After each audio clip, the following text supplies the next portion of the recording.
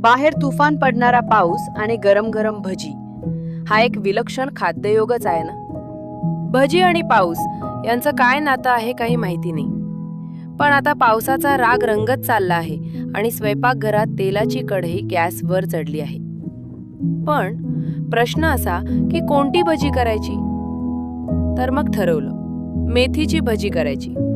याला गुजरातमध्ये मेथीनु गोटा असंही म्हटलं जातं.